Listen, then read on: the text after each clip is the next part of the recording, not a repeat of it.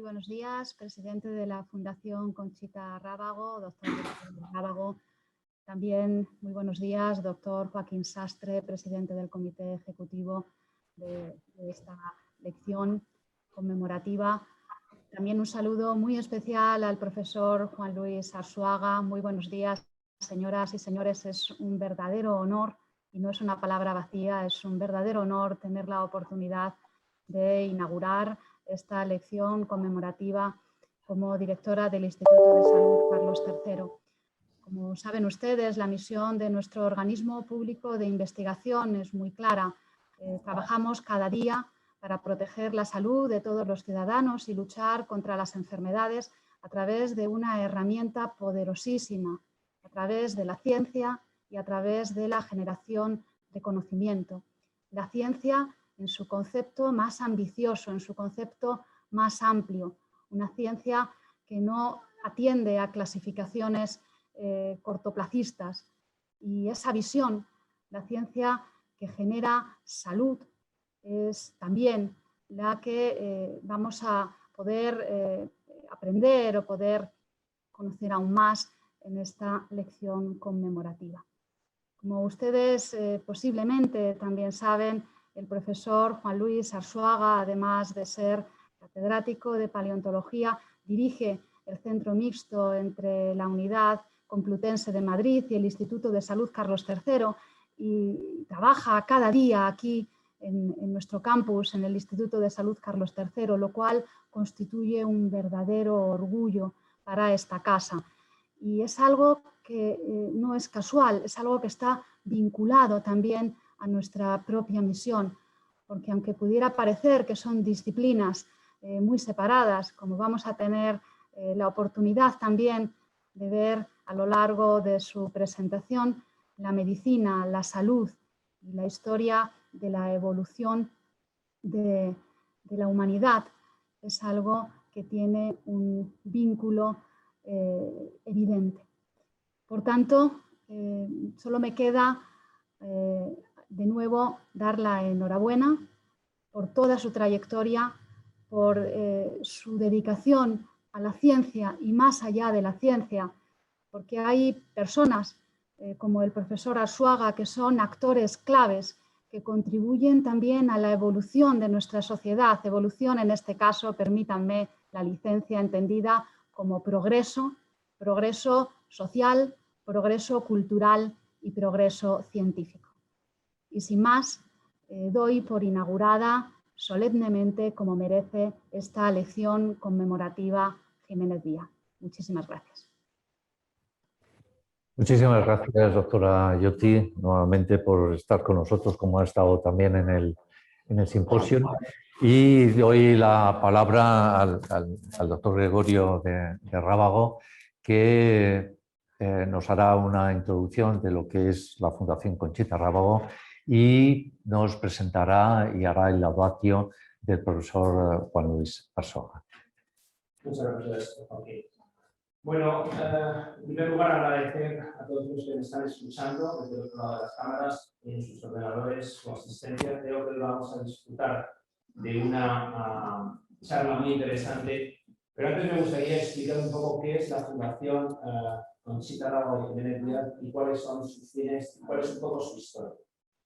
Entonces, este año hacemos el 52 aniversario, la 52, la 22ª lección conmemorativa, aunque la lección, el premio se dio en 1968, y ahora explicaremos un poco cómo han ido evolucionando las cosas en toda la historia de la Fundación. Vamos a la siguiente, por favor.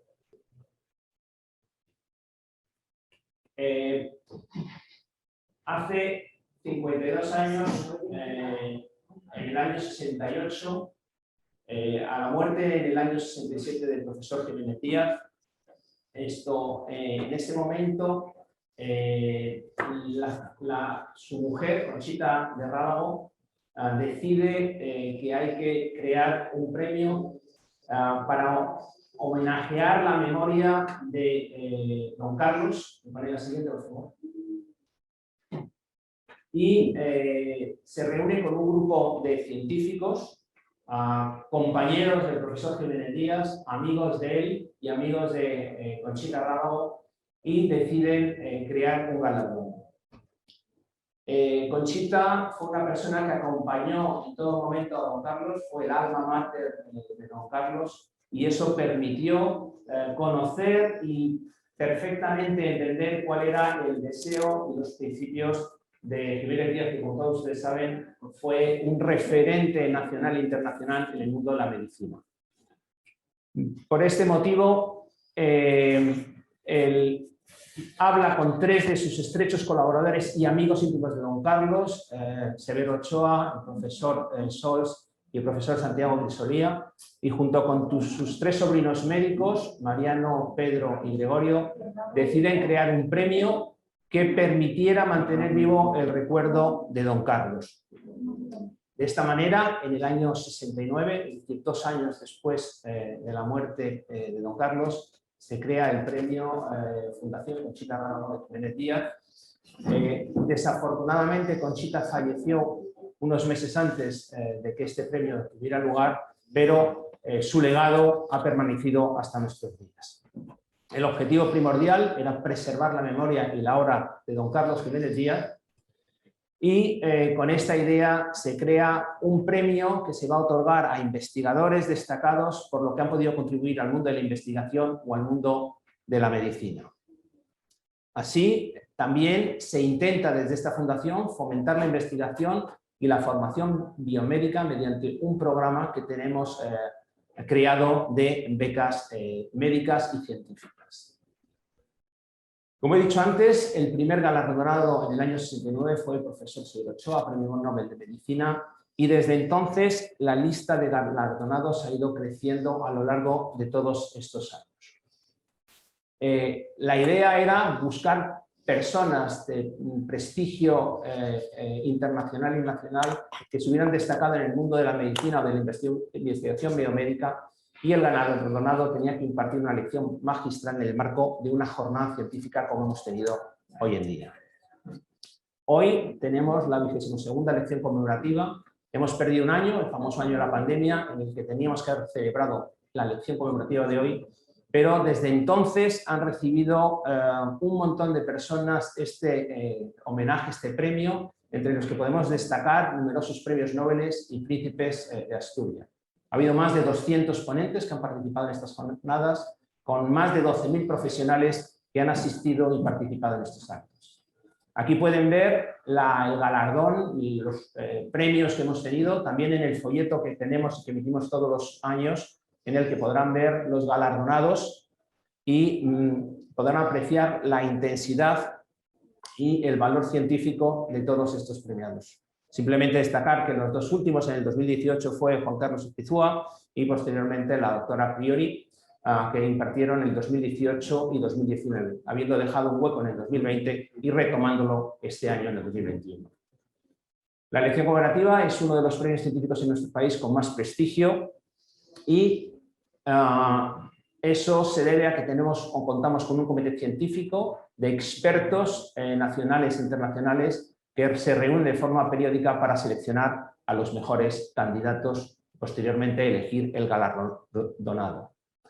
El legado es claro, de Jiménez Díaz, su mujer Conchita pasó a los sobrinos que se ocuparon de mantener este legado, y nosotros ya somos, tanto la doctora Rábago como Mariano Jiménez Casado, como yo, los encargados de mantener este legado y el recuerdo de Jiménez Díaz vivo. Sin más, me gustaría también agradecer a la colaboración inestimable de Marta Jiménez Casado en la gestión, administración y organización de todos estos eventos, y que hoy en día estamos realizando desde nuestra sede en la calle Príncipe de Vergara 9, donde disponemos de la sede de la Fundación Conchita Rábago. Hoy, más de 50 años después de la fundación, conseguimos mantener vivo el espíritu de don Carlos, y por ese motivo hoy vamos a homenajear al profesor Juan Luis Arzuaga. El profesor Arzuaga es un paleontólogo y profesor español referente mundial en el mundo de la evolución humana. Es licenciado y doctor en Ciencias Biológicas por la Universidad Complutense de Madrid y el profesor Arzuaga dirige el Centro de Evolución y Comportamiento Humano de la Universidad Complutense Madrid, Instituto Carlos III. Además, es catedrático de paleontología en la Facultad de Ciencias Geológicas de la Universidad Complutense. Es también, como saben ustedes, director científico del Museo de la Evolución de Burgos y codirector de las excavaciones en Atapuerca, en Pinilla del Valle y en la Cueva del Conde en Asturias. En el año 1982, el profesor Arzuaga se integra en el equipo de investigación de los yacimientos de la Sierra de Atapuerca, siendo codirector desde 1991. En 1992, el hallazgo en la cima de los huesos de 2 cráneos muy completos ocupa la portada de las principales revistas científicas del país, entre otras Nature, causando un impacto importante en la comunidad científica internacional. En 1997, el descubrimiento del Homo antecessor en otro de los yacimientos de Atapuerca marca un verdadero hito, porque hasta ese momento se pensaba que la llegada del hombre o del ser humano a Europa se había producido hacía medio millón, y con este descubrimiento se vio que era mucho más antiguo y que los restos casi doblaban esa edad. 10 años más tarde, en 2007, se encuentra un tercer yacimiento de Atapuerca, un fósil humano todavía más antiguo, con 1.200.000 años, que volvió a ocupar las portadas de las principales revistas de nuestro país y científicas. Atapuerca sin duda se ha convertido en un referente mundial, porque se trata de un lugar donde se secuenció el ADN humano más antiguo hasta la fecha. De la mano de Juan Luis Arzuaga se ha convertido en un ejemplo valorado internacionalmente en todos los formatos posibles, destacando especialmente la creación de un espléndido museo de la evolución humana en la ciudad de Burgos, y les invito a visitarlo porque es extraordinario. Profesor Arzuaga es autor de numerosos artículos en las más importantes revistas científicas del mundo, como Nature, Science, Proceedings, y ha sido editor asociado de múltiples revistas científicas de su especialidad. Es un escritor muy prolífico, siendo autor y coautor de numerosos libros, varios de ellos traducidos a otras lenguas. Me gustaría quizás destacar los últimos, como La vida, la gran historia, Viaje por los laberintos de la evolución, o el último, La vida contada por un sapiens a un neandertal, donde de una forma entretenida entendemos un poquito más de la historia antigua. Como hoy podrán observar, es un excelente comunicador y conferenciante, y lo ha demostrado dirigiendo varios programas y documentales como La España prehistórica y Guardianes de la Historia. Son numerosos los premios que ha recibido a lo largo de toda su trayectoria profesional. Quizás me gustaría destacar en 1997 el Premio Príncipe de Asturias como codirector del equipo de Atapuerca. Además, es miembro de múltiples academias, sobre todo americana de Science, el Comité Científico Internacional del Museo de Antropología y Prehistoria de Mónaco, el Consejo Científico del Centro Europeo de Investigaciones Prehistóricas de Tatovel en Francia, y es vicepresidente de muchas instituciones. Podría pasarme bastantes más minutos enumerando sus múltiples méritos, pero creo que es muchísimo más interesante escucharle a él y saber lo que nos va a decir.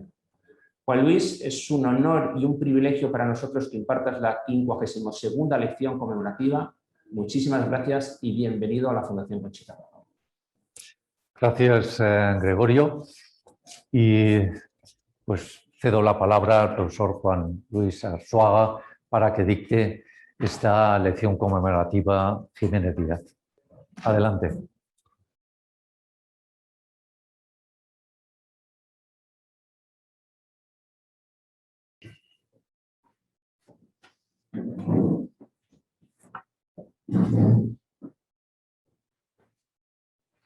Cuando quieras.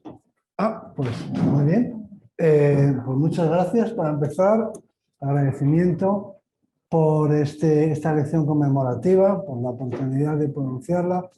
No hay más que leer la lista de los que lo han hecho antes para sentirse abrumado y muy agradecido. Y eso es como yo me siento. Y además, precedida mi lección conmemorativa de un simposio en el que se han tratado muchas de las cosas que yo voy a decir a continuación. De manera que ha preparado, yo creo, el tema y lo ha abordado desde muchas perspectivas, de manera que, bueno, pues ahora mi lección conmemorativa tendrá más sentido y tendrá un contexto muy adecuado. Bueno, la primera imagen es esta, la de Theodosius Dobzhansky, al que se le recuerda, fue un gran investigador, fue un gran genético, pero se le recuerda, yo creo que ya casi más que por sus trabajos por esta frase, que es lo que siempre se cita de él, que es la de que nada tiene sentido en biología si no es a la luz de la evolución. Y cuando hablamos de biología, pues también nos preguntamos si esta frase se puede extender igualmente a la medicina, como parte de la biología humana que es. Y sin embargo, tuvo que pasar mucho tiempo hasta que estas palabras empezaron a aplicarse a la medicina, y el nacimiento de la medicina darwinista, de la medicina evolucionista, muy posterior a los años en los que Dobzhansky escribía estas cosas. En la siguiente imagen podemos ver a otro referente, otro gran científico, premio Nobel de Medicina, del que aparecerá a lo largo de esta lección, Sir Peter Medawar, que escribió algo todavía más rotundo. La alternativa a pensar en términos evolutivos es no pensar. O sea que no hay alternativa a la perspectiva evolucionista en lo que se refiere a la biología en su sentido más amplio, incluyendo también en ella a la biología humana y a la veterinaria y a todas las disciplinas que tienen que ver con la naturaleza biológica del ser humano, incluso más allá, como veremos ahora, de su naturaleza biológica. En la siguiente imagen podemos ver la obra, un libro muy importante de Ramón y Cajal, siempre quiere a Ramón y Cajal, y en particular en este libro que él no vio publicado porque murió poco antes. Es un libro que tiene, que es una delicia, por supuesto, que yo recomendaría a todo el mundo. Es un libro que tiene gracia y tiene interés hasta en el título, tiene ingenio hasta en el título, El mundo visto a los 80 años, en aquella época una edad muy avanzada, la edad a la que murió, y ahí tenemos también en la imagen, vemos la tumba abandonada, en un estado lamentable, del propio Ramón y Cajal en el cementerio de la Almudena, y también la entrada a su casa en la calle Alfonso XII, que también ha sido destruida o reconvertida completamente. De manera que siempre hay que volver a Ramón y Cajal, porque es un referente en su pensamiento para cualquier problema que queramos abordar que tenga que ver con el ser humano.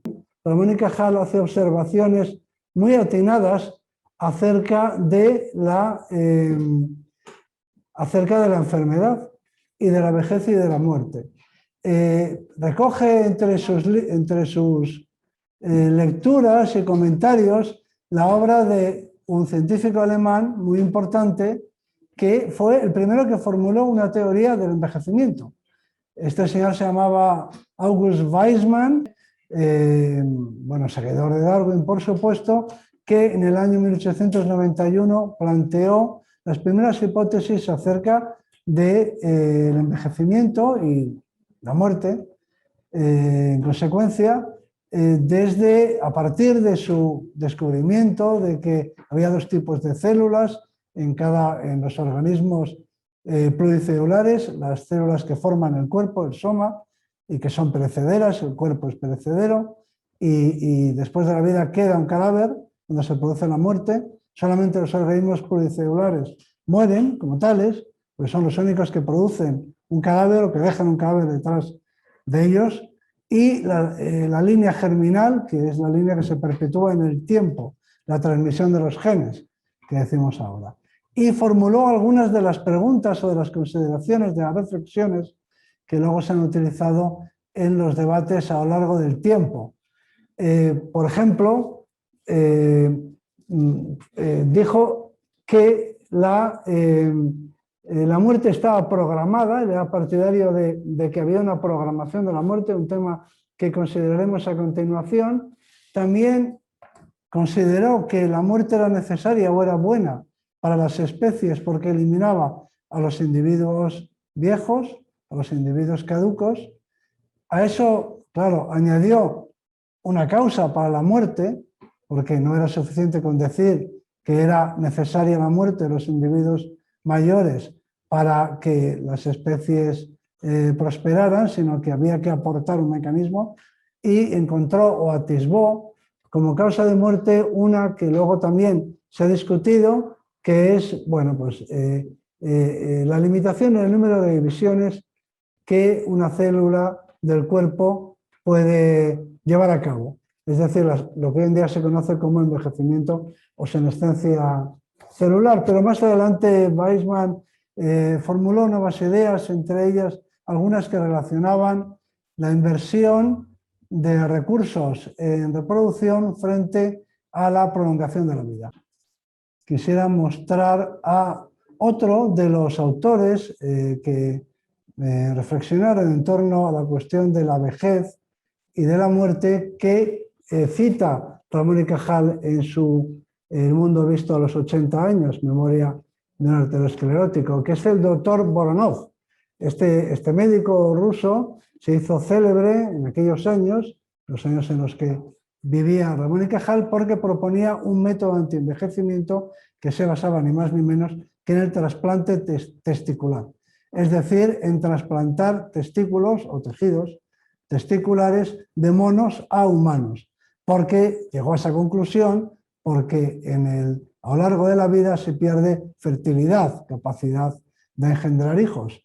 Y por lo tanto Voronov pensó que si se recuperaba esa capacidad se produciría un rejuvenecimiento, una recuperación del vigor juvenil. Este tema del envejecimiento y la capacidad generadora, esta asociación ha permanecido siempre en la mente de los investigadores que estudian este proceso de envejecimiento. La siguiente imagen, esta es una orla del último año de Ramón y Cajal en la Facultad de Medicina, en Atocha, la Facultad de Medicina de la Universidad Central, hoy en día Universidad Complutense.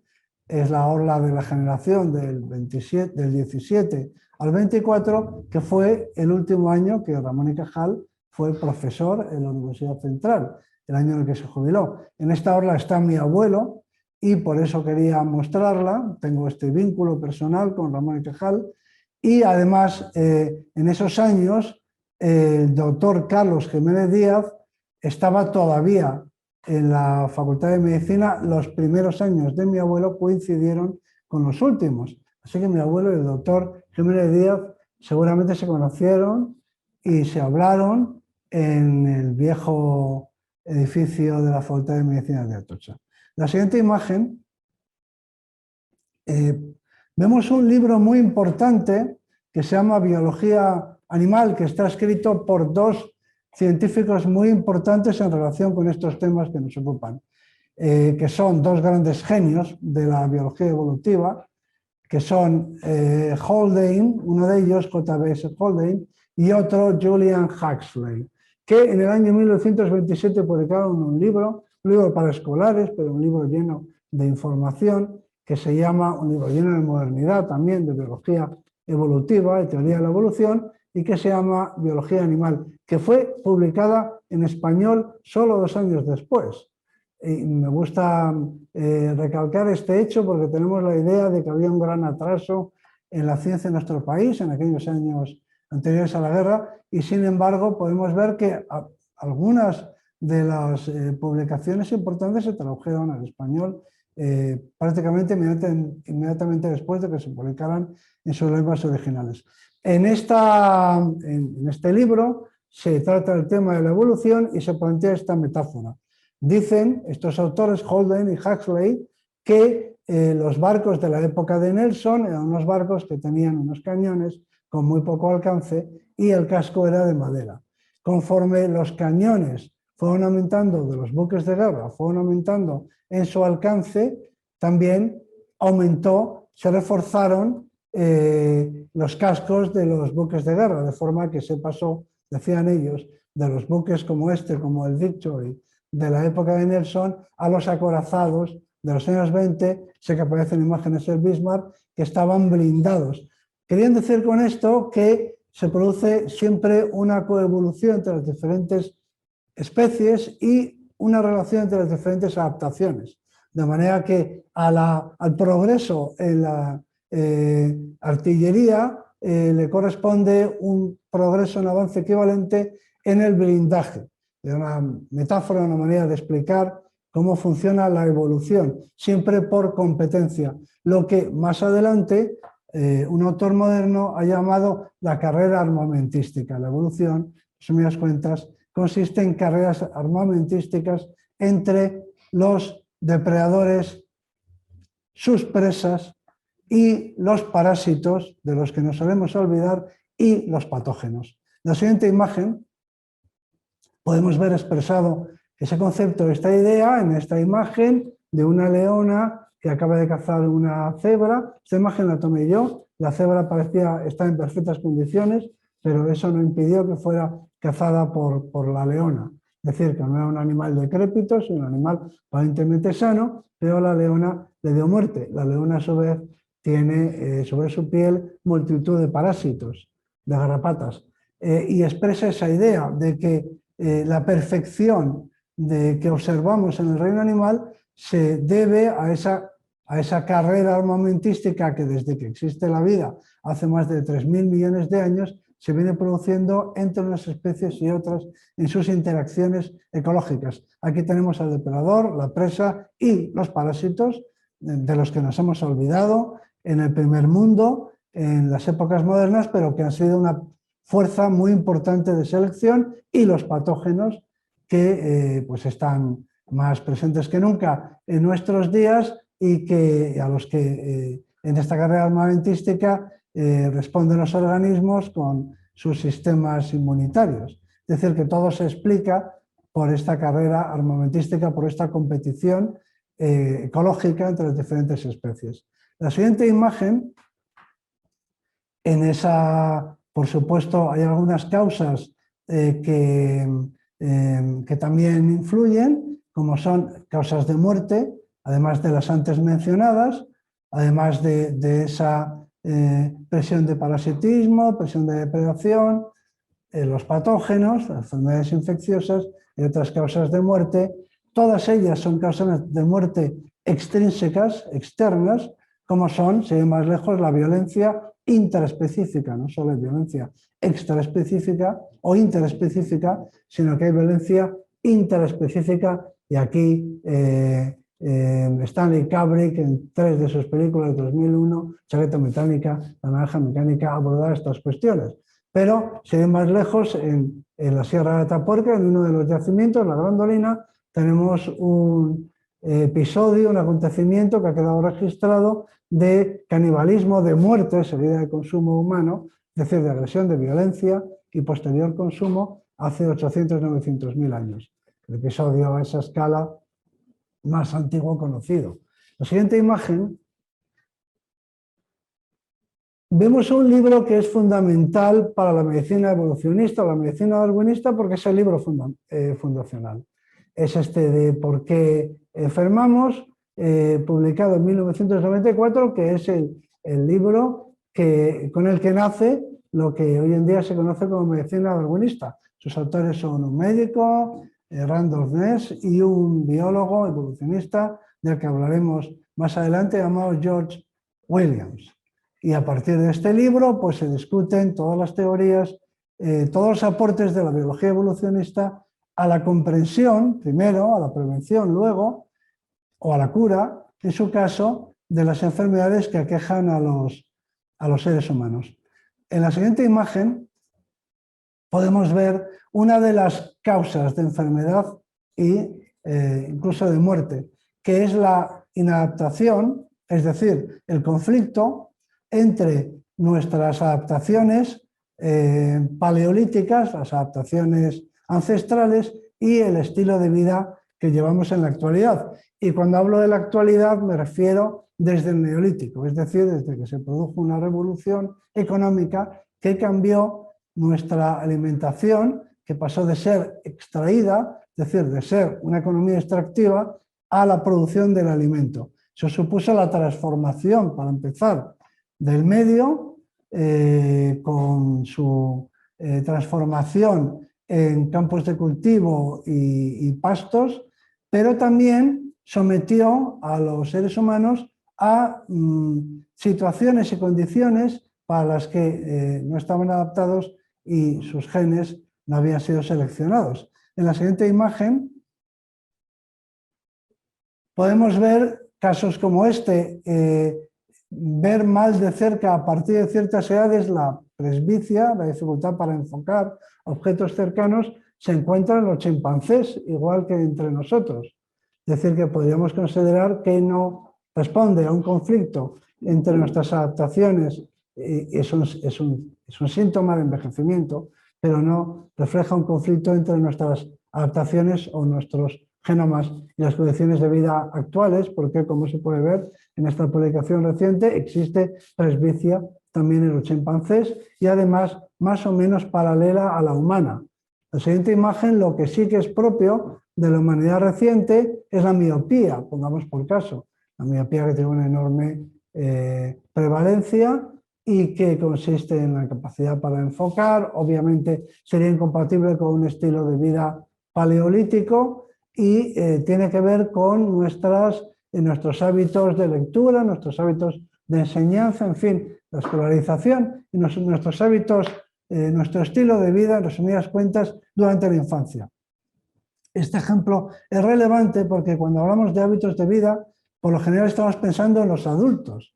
La mayor parte de los problemas de salud se desarrollan a partir de la infancia y este es un buen ejemplo. Aquí tenemos un problema de visión que tiene su origen no en el adulto, sino en el niño. Algo estamos haciendo mal o muy mal durante la educación para que haya esta cantidad de miopes entre las poblaciones modernas del primer mundo. En la siguiente imagen podemos ver también todo lo referente a la alimentación que ya se ha mencionado en relación en particular con los hidratos de carbono y las grasas. No volveré sobre este tema porque ya se ha tratado en el simposio, pero quería fijarme en concreto en los azúcares refinados que suponen un problema para la salud en general y también para la salud dental, que es a la que me voy a referir. Y eso no quiere decir solo que la concentración de hidratos de carbono simples es obviamente mucho más alta en un terrón de azúcar que en una baya o en una mora, en un arándano o en una mora. No solamente hay mucha más azúcar en cristales que el azúcar que puede proporcionarnos 1 kilo de una fruta silvestre, sino que para conseguir esas calorías, las calorías que nos proporcionan los frutos azucarados en la naturaleza, tenemos que hacer una inversión, tenemos que hacer un gasto calórico. De manera que hay que hacer una ecuación siempre en la alimentación, en la naturaleza, las diferentes especies, entre el rendimiento calórico de un alimento, es el cociente entre, o el índice calórico sería el cociente entre las calorías que proporciona por unidad de peso y el gasto que se ha hecho para obtenerlas. De forma que cuando se habla de llevar un estilo de vida primitivo, paleolítico, eso no solamente incluye la dieta, que es un aspecto del nicho, sino el nicho en su totalidad. No solamente hay que consumir frutos azucarados en lugar de azúcar refinado, sino que además hay que gastar las calorías que se gastarían o que se necesitarían para obtener esos frutos azucarados si los recolectáramos en la naturaleza, en las montañas, por ejemplo. La siguiente imagen, una cuestión que siempre me ha preocupado o que me ha intrigado es la de si nuestros antepasados, los personajes célebres de la antigüedad, tenían dientes o estaban desdentados. Es decir, si yo me quiero, por ejemplo, imaginar a Sócrates, lo tengo que imaginar sin un solo diente o con todos sus dientes. A Julio César me lo imagino con dientes o sin dientes. A Platón, a cualquier personaje, al Cid Campeador, que murió a los 59 años, creo. ¿Cómo me lo imagino? ¿Con dientes o sin dientes? ¿No? Porque si en esa época no había dentistas, pues, y si tenían la misma salud dental que tenemos en la actualidad, es muy difícil creer que en la Edad Media o en la Edad Antigua o la Edad Clásica o antes todavía, nuestros antepasados llegasen a edades avanzadas con toda su dentadura. Yo tuve la oportunidad de estudiar, como parte de un equipo, de identificar, creemos, el esqueleto de Filipo de Macedonia, el padre de Alejandro Magno, que se encontró, cuyo esqueleto se supone que se encuentra en las tumbas de Vergina, en Grecia, y se identificaba al individuo como el ocupante de la tumba 2, nosotros propusimos que era el de la tumba 1. En todo caso, y esta es la publicación, bueno, en la publicación se mostraban los restos del esqueleto, un individuo con una lesión, con una herida en una pierna, como en el muslo, como en la rodilla en realidad, como la que se había describían las fuentes clásicas para Filipo. Lo interesante, en relación con lo que vengo contando, es que este era un individuo de más de 45 años cuando murió, pero menos de 50, y su dentición, su dentadura estaba perfecta, gastada, pero perfecta. Por decirlo en otras palabras, los grandes problemas en la dentadura, en la salud dental, empiezan a partir de la extracción o la producción de los cristales de azúcar, del azúcar refinado, por medio de la caña de azúcar. Eso se produce a partir del siglo XV. Y podemos imaginarnos a los grandes artistas o filósofos o científicos de la autoridad con sus dientes. Como por otro lado parece razonable. A partir del momento en el que empezamos a consumir azúcares refinados, cuando se dispara, por lo menos, los problemas dentales. La siguiente imagen.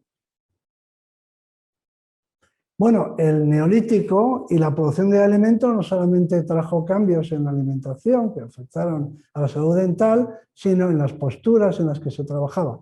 Aquí tenemos dos imágenes de africanas, fotografías de dos grupos africanos que vivían muy cerca el uno del otro, que viven muy cerca el uno del otro. Por un lado tenemos a la izquierda, arriba a la izquierda, a los Hadza, que practican una economía, una vida de cazadores y recolectores, y aparecen unas mujeres que están escarbando con unos palos aguzados para proveerse de tubérculos, de geofitos, y muy cerca de estas recolectoras viven otra etnia, los Mangati, que son agricultores y que, bueno, entre otras cosas, tienen que moler el alimento con molinos de mano. Y eso, por supuesto, tiene una incidencia muy importante en trastornos articulares. Eso nos lleva a la vida moderna, en la siguiente imagen, y a esta publicación, esta noticia que apareció en el New York Times, en la que se dice que es malo para nuestra salud sentarse. Deberíamos más bien trabajar o, no sé, estar la mayor parte del tiempo que pudiéramos en cuclillas. Bueno, pues la respuesta es sí. Sentarse es algo que hacemos solamente desde época muy reciente en una parte del mundo. La postura natural es la postura en cuclillas. En cuclillas, como veremos ahora, se comunican o hablan, comen en la mayor parte de los pueblos de la Tierra hasta casi nuestros días, y todavía hoy en muchos sitios en cuclillas se defeca. Tenemos que obligar a nuestros hijos a hacerlo sentados porque ellos no quieren y se resisten todo lo que pueden, y en cuclillas se da a luz. Es decir, que esta postura en cuclillas es la postura realmente natural del ser humano.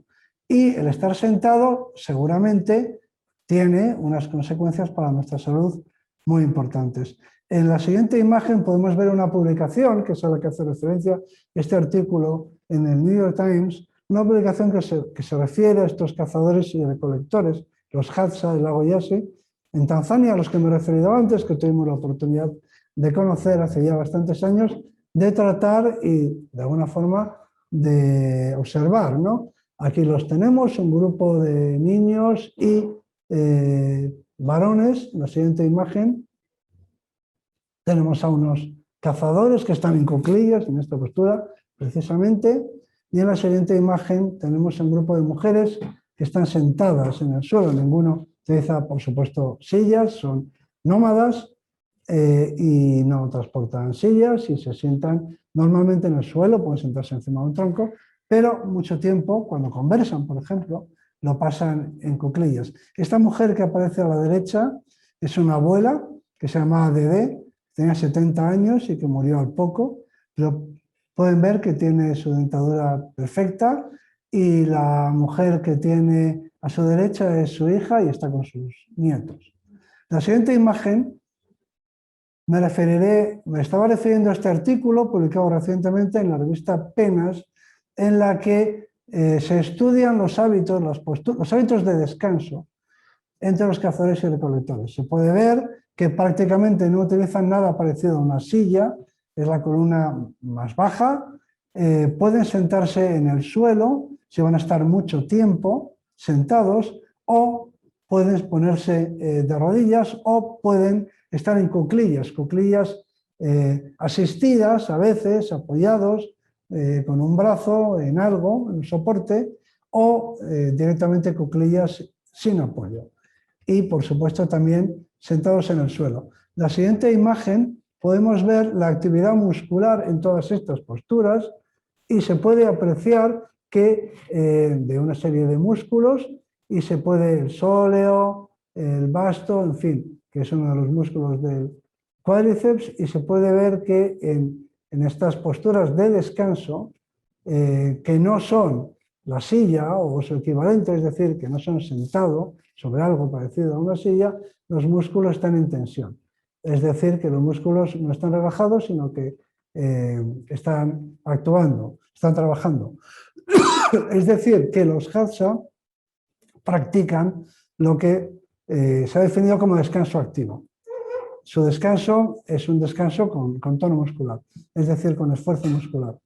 Y esa es una, quizá, de las razones por las que los hatha pues, gozan de una excelente salud hasta edades muy avanzadas, pese a no disponer del auxilio de la medicina moderna, y hay muchos biomarcadores que tienen relación con su salud cardiovascular, etcétera, y que son muy positivos en los hatha. Eso puede tener que ver con estos hábitos de postura y, por supuesto, con su estilo de vida nómada y la cantidad de tiempo que dedican a moverse. Aprovecho para decir que en las imágenes anteriores los hemos visto conversando, de manera que cuando hablamos de medicina tienen tiempo para conversar, de forma que cuando hablamos de medicina darwinista, ya he dicho primero que no nos referimos solo a los adultos, sino en gran medida a los niños, porque muchos de estos hábitos se adquieren durante la infancia, y en segundo lugar no conviene olvidarse de otra especialidad de la medicina, que es la que se ocupa de los trastornos mentales, y también tiene que ver con nuestros hábitos de vida. Es decir, no solamente nuestros trastornos orgánicos, vamos a decirlo, sino también nuestros trastornos mentales tienen relación con ese conflicto entre nuestros hábitos de vida y nuestra naturaleza, por decirlo de alguna forma, nuestra naturaleza biológica. Sí que esa es una especialidad. La medicina darwinista se ha desarrollado más en unos campos que en otros, menos en la medicina infantil y desde luego mucho menos en la psiquiatría, pero es muy sano también para la mente estar conversando en cuclillas o de rodillas o sentado con tus hijos, como se veía ahí, con tus nietos, con tu grupo, y dedicarle a eso muchas horas. Cuando se habla de la vida paleolítica o del estilo de vida paleolítica, se hace mucho hincapié en que hay que andar, pero no se dice tanto que hay que hablar. Eso también forma parte del estilo de vida paleolítico. Vamos a seguir un poco más. Bien, pero ahora nos vamos a ocupar de las enfermedades crónicas. Es decir, de esas enfermedades que tienen causas intrínsecas. O sea, que no tienen que ver con la depredación, con el parasitismo, con el hambre, con el frío, con los agentes naturales, con los patógenos, las infecciones, sino que se producen por causas internas, que constituyen el gran desafío de la medicina en general. Lo que llamamos el envejecimiento en términos generales y las causas de muerte. Aquí vemos que las enfermedades crónicas pues son las que todos conocemos, todas las que aparecen ahí, y se deben a problemas que se producen en nuestros sistemas corporales. Siguiente imagen. Esta imagen que muestro, la imagen anterior, ahí hay una pequeña contradicción porque se muestran las enfermedades crónicas y aparecen junto con individuos jóvenes. Pero lo que vemos ahí en esta imagen es que las enfermedades crónicas se producen a partir de determinada edad, es decir, que son propias de individuos mayores, vamos a decirlo así. Seguimos un poco más porque ahora en esta segunda parte de mi intervención vamos a hablar de la vejez, del envejecimiento y de la muerte. Siguiente imagen, por favor. Bueno, es sabido que la esperanza de vida ha crecido hasta los valores actuales, sobre todo en el primer mundo, y una pregunta muy importante y muy bien formulada es la de si este crecimiento tiene un límite o no. Es decir, si se puede prolongar indefinidamente el crecimiento, si vamos a vivir simplemente por prolongación de la tendencia, hasta dónde llegaremos. O esto tendrá un límite a partir del cual pues ya nadie podrá vivir más tiempo. Siguiente imagen. Y aquí hay dos posibles explicaciones para el envejecimiento y la muerte. Una es la muerte programada y otra explicación es la muerte no programada. Vamos a ver cuál de las dos causas de envejecimiento y de muerte es la correcta, porque esto es importante a la hora de orientar la investigación. Aquí tenemos dos ejemplos clásicos de posible muerte programada. Vemos un pulpo, los pulpos se reproducen a los 2-3 años, por primera y última vez, y a continuación mueren. Los salmones del Pacífico, en los documentales vemos que son consumidos por los osos, por los grizzlies, pero lo que no vemos es que si no fueran consumidos igualmente morirían, porque los salmones del Pacífico solamente realizan un desove, una freza, se reproducen una vez y mueren. Entonces, son los dos ejemplos que se encuentran más a menudo en los libros en los que se habla de envejecimiento para defender la teoría de que la muerte es el resultado de un programa biológico. Y hay que decir que esto es importante porque sería una buena noticia si así fuera. Si la muerte fuera el resultado de una programación, la inmortalidad estaría al alcance de nuestras manos. Solo tendríamos que averiguar dónde se programa la muerte, cuál es la variable que la programa o el mecanismo que programa la muerte y desactivarlo. Así que sería una excelente noticia que la muerte en las diferentes especies fuera el resultado de un programa. Siguiente imagen. Otras especies, como las tortugas de las Galápagos, viven, aparentemente son inmortales a todos los efectos y viven más de 100 años. Es decir, que cada especie aparentemente tiene una vida programada, una vida diferente, de forma que podría pensarse que la programación es parte de la naturaleza de cada especie. Es una adaptación, es decir, que es parte de su biología. Y ya he dicho que esto sería lo mejor que podría ocurrir. Nosotros tendríamos nuestra muerte, nuestra obsolescencia programada, nuestra muerte programada. Sería cuestión de averiguar cuál es el mecanismo que hace que las tortugas vivan más de 100 años, cuál es la hormona o lo que sea, la sustancia que hace que no envejezcan o en el caso de la muerte programada, la que hace que envejezcamos y desactivarla. La siguiente imagen. Bien, aquí tenemos una comparación entre las diferentes edades de la vida entre los Hadza o en las poblaciones humanas y en un chimpancé. Se puede ver que tenemos un periodo infantil o un periodo reproductor y nuestra especie es diferente de todas las demás especies en que tenemos un largo periodo post-reproductor, que por ejemplo los chimpancés prácticamente no existe. Es decir, que en las otras especies, y vuelvo a la teoría de Voronov, de la que se ocupaba también Ramón y Cajal, es como si hubiera una relación en las demás especies, hubiera una relación entre la capacidad de procrear y la vida misma, y el envejecimiento. O sea que la capacidad de procrear fuera una manifestación más de los procesos de deterioro que sufren los organismos a lo largo de su vida. En todo caso, estamos convencidos de que el desarrollo, las etapas de la vida están programados. Así que nadie duda de que nuestra infancia, nuestra historia vital, nuestro ciclo vital, nuestro periodo, nuestra lactancia, nuestra infancia, nuestra adolescencia, responden a programaciones biológicas. No solo eso, sino que ahora sabemos que la menopausia también está programada. Es decir, que en nuestra especie existe un periodo de vida postreproductivo, hay una menopausia porque hay una programación biológica en nosotros. Y eso forma parte de nuestra biología como especie. Por lo tanto, si vemos que el desarrollo está programado, no es una aberración pensar que nuestro envejecimiento también lo está. Siguiente imagen. Aquí tenemos de nuevo a Julian Huxley, que había aparecido en una de las primeras diapositivas, con su libro de biología, y ahora aquí aparece con su libro fundamental, que es Evolución, que es el libro, digamos, canónico del neodarwinismo. En los años 50, 40 y 50, se cristaliza una nueva versión, la versión moderna, la nueva síntesis, la síntesis moderna del neodarwinismo, que tiene como dogma central que la causa de la evolución es la selección natural. Y por lo tanto, la selección natural solamente actúa en el beneficio de los individuos y en consecuencia, de acuerdo con el neodarwinismo, la muerte programada es imposible. Siguiente imagen.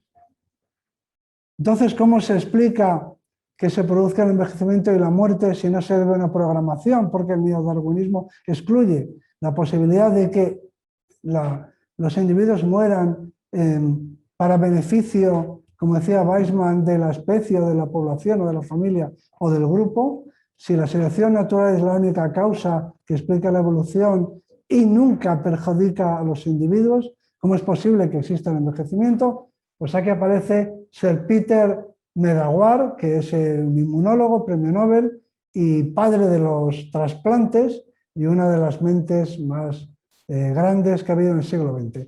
Y me he traído aquí para hacer una pequeña performance, espero que se vea, una gradilla con tubos de ensayo, porque su teoría recurre a la metáfora de los tubos de ensayo. La siguiente imagen. Peter Medawar decía que a lo largo, los tubos de ensayo en sí mismos son inmortales. Este tubo de ensayo no tiene por qué, no sufre ninguna degradación ni deterioro. El tubo de ensayo permanece sin cambios. Si no hay una fuerza externa que lo altere o que lo modifique. Es decir, no hay ninguna razón interna que produzca deterioro del tubo de ensayo. Su longevidad o la duración de la vida de un tubo de ensayo depende exclusivamente de agentes exteriores. Pues Peter Medawar recurrió a esta metáfora para explicar que en las poblaciones las causas externas de las que he hablado al principio van mermando el número de individuos de la población, su tamaño. Es decir, la depredación, el frío, el hambre, causas naturales, accidentes, traumatismos, los parásitos, los patógenos, las causas extrínsecas van haciendo que los individuos de una población o de una cohorte, los individuos que nacen en un año determinado, vayan siendo cada vez menos numerosos. Exactamente igual que sucede con los tubos de ensayo en los laboratorios. Cada cierto tiempo hay que reponer los tubos de ensayo porque aunque ellos no sufren deterioro, se van rompiendo. Bueno, pues eso es lo que pasaría con las poblaciones biológicas. Aunque no haya ninguna causa interna que haga que envejezcan los tubos de ensayo, se van rompiendo a lo largo de la vida, los individuos van muriendo, de manera que cada vez hay menos individuos de una población de la misma edad de nacimiento o que del mismo año de nacimiento o periodo de años de nacimiento, cada vez quedan menos individuos. Con lo cual, al quedar cada vez menos individuos, cada vez su aportación genética a la siguiente generación es menor. Y lo que sucede es que a partir de cierta edad, aquellos genes que se expresan, las mutaciones desfavorables que se expresan cuando ya quedan muy pocos individuos de una población, no son detectadas y no son eliminadas por la selección natural. Es la teoría del lastre mutacional.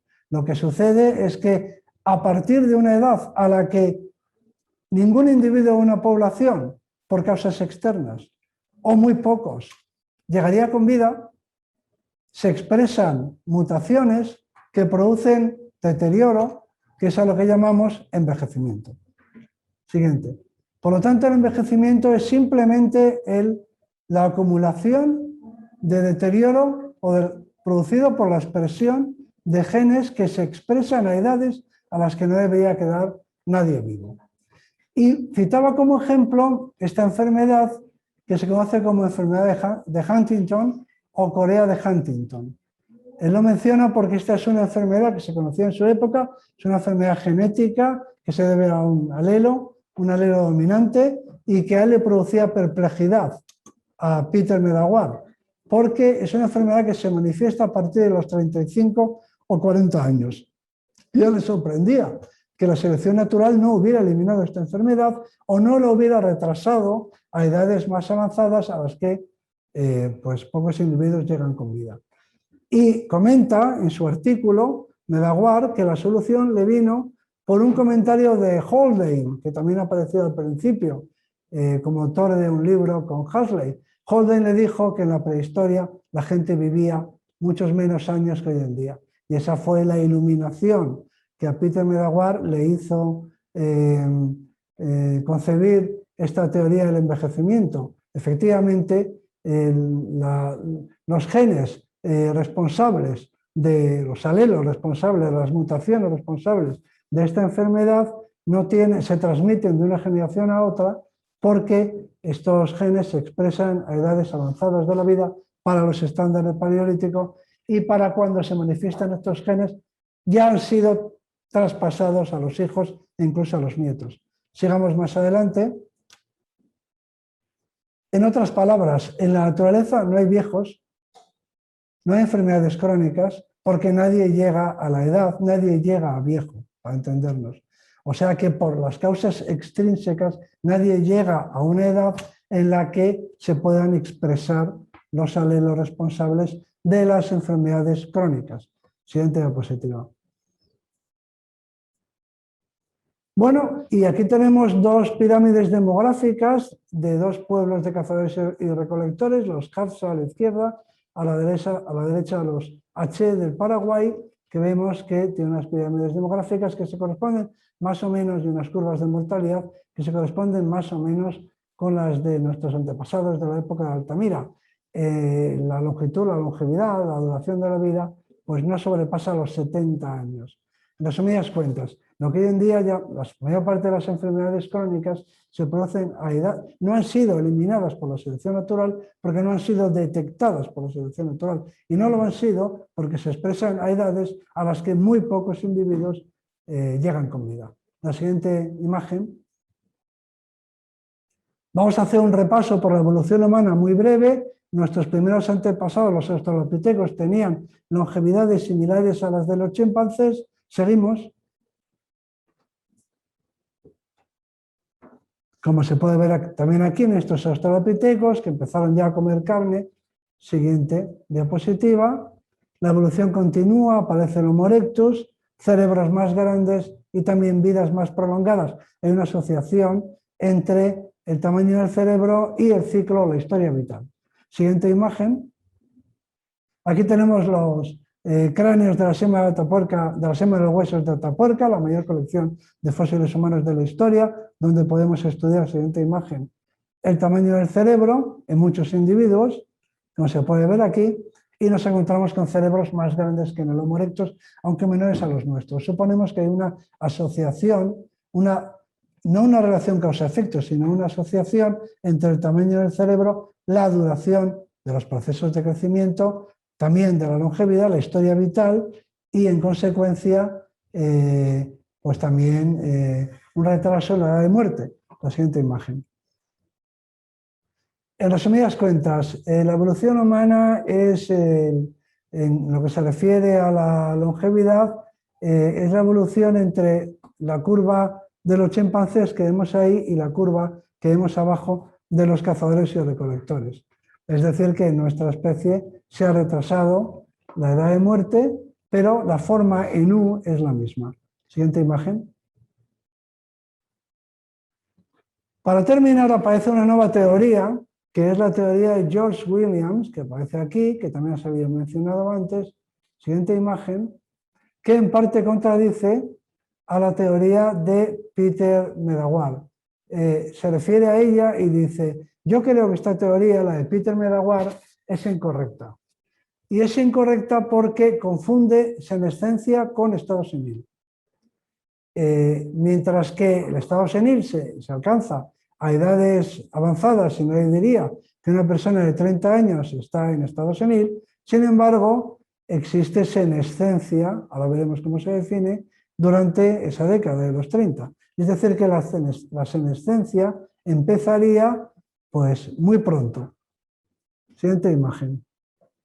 Nos encontramos aquí ante un problema muy serio, que es el de cómo definimos el envejecimiento. No existe una definición de envejecimiento, no hay ninguna manera de definir el envejecimiento. Hay síntomas que asociamos con la decrepitud, el deterioro, la pérdida de facultades, en un lenguaje coloquial, pero no tenemos ninguna variable que nos permita expresar el envejecimiento. Lo más parecido a esa variable, que es estadística y no biológica, es decir, no individual, sino poblacional, es la probabilidad de muerte. La probabilidad de muerte va aumentando a partir de una edad, a partir del momento en el que empieza la vida reproductiva, a partir del momento en el que se alcanza la madurez sexual, empieza un progresivo aumento de la probabilidad de muerte. Así que a día de hoy la única definición que tenemos de envejecimiento o senescencia es el aumento de la probabilidad de muerte, que cambia con las poblaciones. Por lo tanto, es una variable de tipo estadístico. La siguiente imagen. Aquí tenemos unas curvas de mortalidad y cómo han ido cambiando en Japón desde los años 50 hasta la actualidad. Vamos viendo cómo las curvas van mejorando en el sentido de que las probabilidades van bajando, pero siempre crecen, aumenta la probabilidad de muerte a partir de un momento que se corresponde más o menos con el inicio de la vida adulta. Ahí es donde o cuando se alcanza la probabilidad menor de morir en el año en curso, y a partir de ese momento es un crecimiento constante, como puede verse ahí, de la probabilidad de muerte, y eso es lo más parecido a lo que podemos llamar envejecimiento. Aparece ahí un test que ahora se hace mucho en los gimnasios, un test que se utiliza para predecir el estado de salud y la probabilidad de muerte, que es el de sentarse y levantarse con las piernas cruzadas. Aquí invito a nuestros seguidores a que lo intenten y verán lo difícil que resulta en las poblaciones occidentales que no tenemos el hábito de sentarnos en el suelo o de pasar tiempo en cuclillas, como tienen otros. De manera que realmente nos cuesta mucho sentarnos incluso sin las piernas cruzadas, más aún con las piernas cruzadas. Bueno, hay una correlación alta entre la puntuación que uno obtiene haciendo este ejercicio y la probabilidad de muerte. Es decir, que tiene que ver con nuestras facultades físicas, pero no podemos ir mucho más allá. A día de hoy, el mejor predictor, el mejor indicador de la probabilidad de muerte es el carnet de identidad, es decir, la fecha de nacimiento. Esa es la variable que mejor predice la probabilidad de muerte de un individuo, el año en el que nació. Siguiente imagen. Bueno, pero efectivamente en las competiciones deportivas vemos que hay un lento, un progresivo deterioro o pérdida de facultades. Aquí tenemos unas imágenes de maratonianos y vamos viendo cómo a partir de la década de los 20, 30, de una manera bastante lenta, todo hay que decirlo, hasta los 60, 70, vamos aumentando el tiempo que necesitamos para completar una maratón. Pero es un deterioro bastante lento. De todas formas, es un deterioro que se acomoda bastante bien a la teoría de Peter Medawar. Es decir, lo que sucede es que conforme van quedando menos individuos en la población, se van expresando cada vez más aquellas mutaciones que producen deterioro físico. La siguiente imagen, esto es para los hombres, ahora lo vemos en las mujeres, pero en resumidas cuentas se puede ver que, teniendo en cuenta que estamos hablando de deportistas aficionados o profesionales, pero en todo caso no hay cazadores y recolectores, nos da una buena idea de lo que es nuestra vida, vamos a decirlo así, paleolítica. Se puede ver que no lo hacemos mal a poco que entrenemos hasta los 60 años, incluso hasta los 70 años. Estamos en buenas condiciones físicas.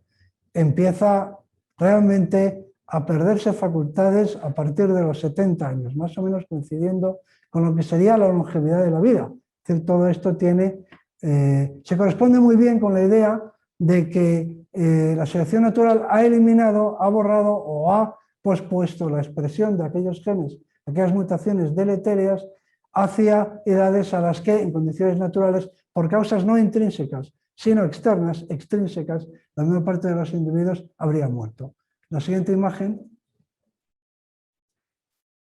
George William añade a la idea de Medawar la teoría del envejecimiento por lo que llama pleiotropía antagonista, que dice que hay genes que promueven la capacidad de reproducción a las edades, al comienzo de la vida adulta, y que esos genes tienen un efecto colateral, un daño colateral, y es que los genes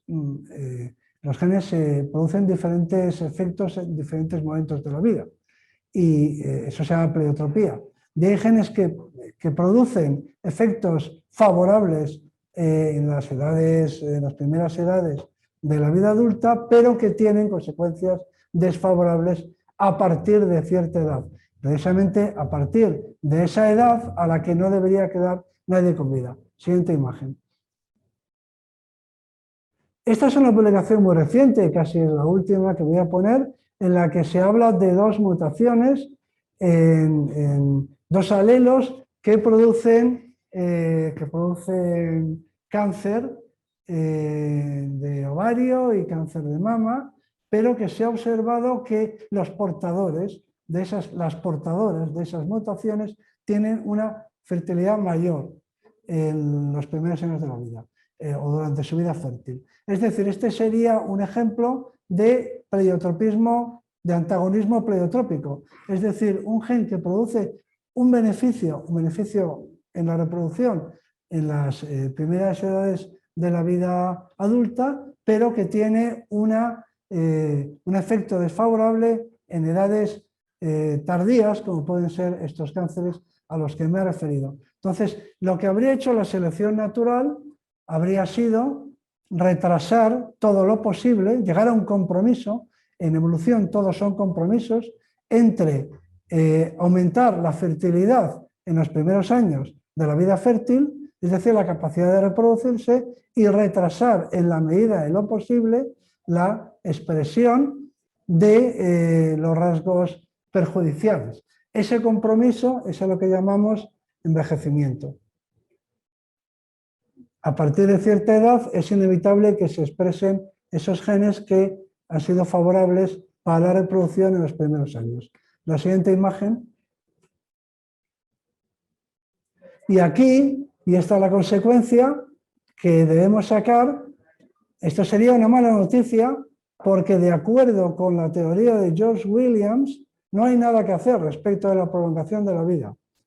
La mala noticia sería que puesto que la vejez y la muerte a partir de los 70 años, es decir, a partir de las edades en las que en las poblaciones de cazadores y recolectores no debería quedar nadie vivo, pero hoy en día sí, porque somos sedentarios y porque tenemos cuidados, a partir de ese momento se expresan no hay una causa única de envejecimiento y de muerte, sino múltiples, muchísimos genes que han tenido efectos beneficiosos en la vida cuando se es joven, al comienzo de la vida adulta, y que la selección natural ha llegado a equilibrar y que ha pospuesto todo lo posible, pero que inevitablemente tienen que aparecer.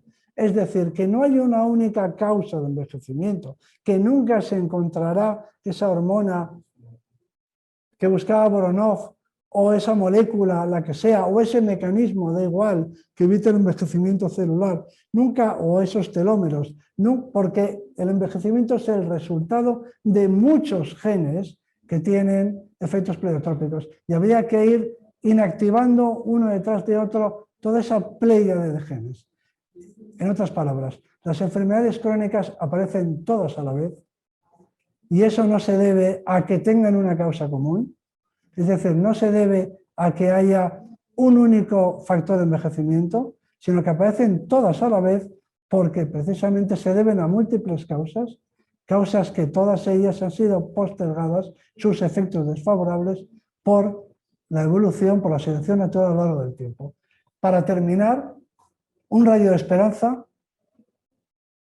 Quizá después de todo sí podemos ser inmortales, quizá después de todo sí podamos prolongar la vida. En la siguiente imagen, que era la última. Bien, cuando estos autores escribían, Peter Medawar, por ejemplo, cuando escribía Haldane, cuando escribía Huxley, todo eso pasó en los años 50. Y cuando escribía también Josh Williams, en un laboratorio francés estaban investigando Jacques Monod, que es, por cierto, mi ídolo científico, autor de mi libro de cabecera, El azar y la necesidad, y François Jacob, y estaban descubriendo algo por lo que en la década siguiente les darían el premio Nobel, que es el operón, como lo llamaron ellos. Es decir, descubrieron que no todos los genes son iguales, que hay unos genes que son estructurales y que hay unos genes que son reguladores. En otras palabras, es posible, después de todo, pensar, y volvemos al principio de la conferencia, que los genes reguladores no sean tantos, que lo que importe no sea una playa de genes, como se pensaba cuando se desconocía esta jerarquía del genoma entre unos y otros genes. Se pensaba que había múltiples genes que intervenían en el envejecimiento, pero ahora sabemos que los genes estructurales no son los importantes, que los genes reguladores son pocos y que sobre ellos podemos actuar. Así que de nuevo volvemos a pensar que es posible que actuando sobre los genes reguladores podamos algún día conseguir que desaparezcan esos efectos pleiotrópicos adversos, antagónicos, y así recuperemos la esperanza en una vida, si no eterna, muy prolongada, siempre y cuando, por supuesto, eliminemos las causas externas de muerte. Y quiero terminar con esta imagen, que se refiere no a la salud humana, sino a la salud del planeta. No solamente nos importa la salud humana además que ha cambiado a partir, y se ha producido un conflicto entre nuestros estilos de vida y los estilos de vida para los que estamos adaptados biológicamente, genéticamente, pero ahora pero ese cambio, esa revolución económica y la revolución industrial no solamente han mejorado nuestras condiciones de vida y han prolongado, han aumentado nuestra esperanza de vida, sino que también han afectado al planeta. Y ahora tenemos ahí un vínculo entre la salud del planeta y la salud humana. De manera que ahora podemos extender esta medicina darwinista más allá de los individuos adultos, que es en los que se piensa normalmente, también incluyendo a los niños, y no solamente las enfermedades orgánicas, sino también las mentales. Y ahora tenemos que saber que, como os he dicho antes, yo soy yo en mis circunstancias, nosotros somos Homo sapiens y nuestro planeta, y si no salvamos al planeta, como diría Ortega y Gasset, si no salvamos nuestras circunstancias, no nos salvaremos nosotros. Y eso es todo. Muchas gracias. Muchísimas gracias, profesor Arzuaga, por esta brillante conferencia. Siempre es brillante, absolutamente. Espero que se haga pensar. Muchas gracias, enhorabuena. Gracias por estar aquí dando esta lección conmemorativa. Y muchas gracias, doctora Giotti, por acompañarnos. Ahora vamos a dar paso a imponer al profesor Arzuaga la medalla de la lección conmemorativa y darle el diploma. Muchas gracias. Nada, encantado y enhorabuena nuevamente. No sé si viviré más, pero sí más feliz. Bueno, eso está bien. Bueno, a ver.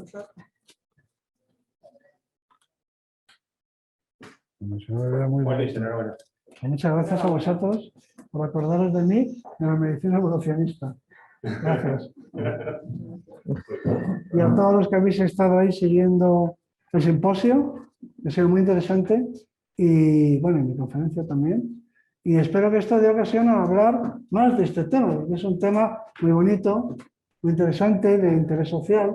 Yo creo que la medicina evolucionista es útil porque no solamente porque tiene una vertiente aplicada, sino porque nos lleva a reflexionar sobre el ser humano, su naturaleza, nuestro futuro. Pero creo que es un buen punto de encuentro y que es un ámbito en el que se pueden encontrar muchos saberes, muchos conocimientos. Ahí cabe la filosofía, cabe todo. Digamos que es el espacio de las preguntas. Este es Y aprovechar precisamente esto, que en las facultades de Ciencias de la Salud se reconozca como una asignatura, ¿no? En Estados Unidos hay cátedras de medicina del bienestar. O sea, es un estándar allí. Existen departamentos y cátedras. Pero en todo caso es que es un lugar de encuentro.